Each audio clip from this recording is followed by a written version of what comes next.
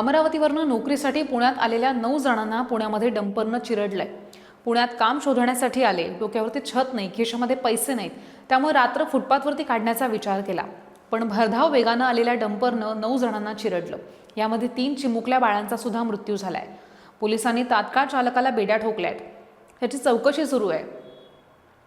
एक डंपर चालक त्याचा माल रिकामा करून येत असताना वाघोली रस्त्यावरती आला, तेव्हा त्याचं गाडीवरचं नियंत्रण सुटलं आणि हा अपघात घडला। जड वाहनांमुळे आतापर्यंत 72 अपघात झालेत। ह्यापैकी 15 अपघात हे डंपरमुळे झालेत। प्रथमदर्शनी दारूच्या नशेमध्ये डंपर चालक होता असं दिसतंय। वैद्यकीय चाचणी पूर्ण झाल्यानंतर चित्र स्पष्ट होईल असं पोलिसांचं म्हणणं आहे। अतिशय गंभीर असा अपघात झालेला आहे। एक डंपर चालक त्याचा डंपर मधील माल खाली करून तो परत येत असताना केसनल फाट्यावरती त्याला गाडी कंट्रोल झाली नाही आणि मग रस्त्याच्या कडेला फुटपाथ आणि फुटपाथच्या पलीकडे काही ग्राउंड मध्ये झोपलेले लोक आहेत, यांच्या अंगावरून गाडी गेली। याच्यामध्ये 3 लोक मयत झाले आणि 6 लोक जखमी आहेत। डंपर चालकाला पोलिसांनी तत्काळ ताब्यात घेतलं, त्याची मेडिकल केली आणि त्याला आता अटक सुद्धा केली। खरंच गंभीर अपघात आहे आणि याच्यामध्ये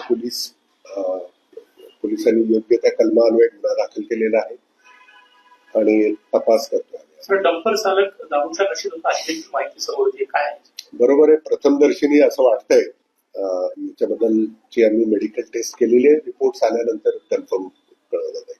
मयत कोण आहे, ते कुठून आले होते आणि फुटपाथवर का झोपले होते, म्हणजे काय आहे त्यांचं?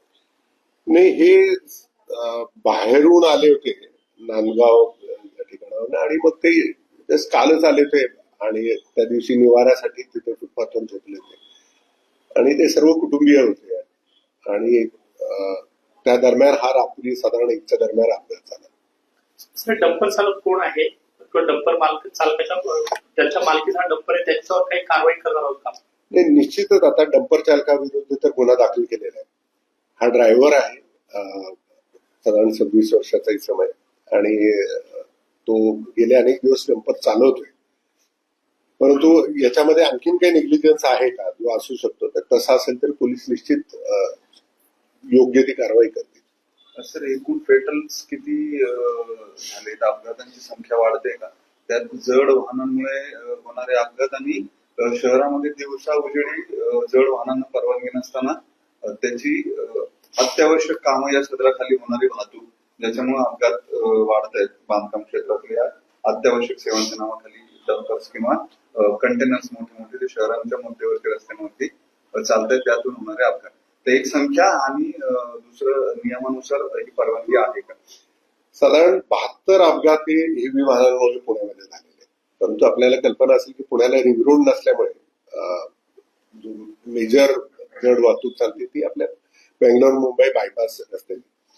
याच्याशिवाय शहराच्या मध्यवर्ती एरिया सोडून बाकीच्या एरियामध्ये बंधनं नाही आहेत, पण मध्यवर्ती एरियामध्ये हेवीला बंधनं आहेत, त्या ठिकाणी वाहतूक केली जात नाही। आपल्याला आता या इन्सिडेंट मध्ये सुद्धा की हा इन्सिडेंट रात्री 1 वाजता घडलेला आहे, ज्यावेळेला बंधनं नाही आहेत। रात्रीच्या वेळेला मध्यवर्ती भाग सोडून इतर ठिकाणची बंधनं कमी होतात, कारण मग ट्रकची मुवमेंटच होऊ शकत नाही। तर त्यामुळे हे रिलीफ पुण्यामध्ये रात्रीच्या वेळेला आहे। साधारण 72च्या आसपास अपघात आतापर्यंत झालेले आहेत, ज्याच्यामध्ये हेवी वाहनांचा समावेश आहे, ज्याच्यामध्ये 15 डंपरचाही समावेश आहे आणि हे सगळे शहराच्या आउटस्कर्ट्स वरती म्हणजे झालेले अपघात पण आउटस्कर्ट वरती आहेत आणि ज्या ठिकाणी परवानगी असलेल्या रस्त्यावरती झालेले आहेत। तरी सुद्धा याच्यावरती आणखीन काही निर्बंध आणता येतील का, या संदर्भामध्ये आम्ही निश्चित विचार करतो। सर, जे मजूर अटे तयार होत आहेत आउटस्कर्ट्स मध्ये, ऍक्च्युअली ते बेकायदा आहेत, म्हणजे त्याच्यासाठी काही तिथे रिझर्वेशन नाही आहेत किंवा बाहेरून येणारे हे मजूर अशा पद्धतीनं रस्त्याच्या आजूबाजूला कुठल्याही सुविधा नसताना स्टेशन होतात किंवा राहतात आणि या अशा घटना सुद्धा अनेकदा घडतात किंवा राहतात। लॉ अँड ऑर्डरचे इश्यू सुद्धा तिथे पाहायला मिळतात, भांडणं मारामारी असतील, पिक पॉकेटिंग असेल किंवा महिलांच्या संदर्भातले गुन्हे सुद्धा थोड्याफार प्रमाणानं घडतात। बऱ्याच आउटस्कर्ट्स मध्ये शहराच्या चारही बाजूंना हे असे मजूर अड्डे तयार होताना दिसत आहेत अचानक, आणि मग ते पुन्हा म्हणजे हंगामी तयार होतात। नाही, पण याच्यामध्ये जर बघितलं असेल तर हे अचानक काल आलेले लोक होते, त्यांना निवारा कुठे मिळाला नाही म्हणून त्या ठिकाणी ते राहिले। काही लोक त्या ठिकाणी राहतात, ही बाब सुद्धा बरोबर आहे, परंतु खरं तर याच्यामध्ये त्यांचा काही दोष नाहीये. अपघात जो झाला हा फुटपाथवरती गाडी चढून ते या ठिकाणी झोपले होते त्या ठिकाणी झाला. हा विषय खरं तर वेगळा आहे, परंतु विचार करायला लावण्यासारखा आहे, कारण याच्यावरती पोलिसांकडून निर्बंध नाहीये. पण याच्यामुळे परिस्थिती निश्चितच धोकादायक निर्माण होते. तर त्या भागात त्या डंपरला आपण बंदी घातली होती का मागच्या काही दिवसांपूर्वी? नाही, याच्यावरती बंधनं आहेत आणि या बंधनाच्या अधीन राहूनच तिथे याचं कामकाज चालतं. काय सेक्शन लावले ड्रायव्हर आणि तिथे आता त्या डंपर मालकावर सुद्धा आपण काही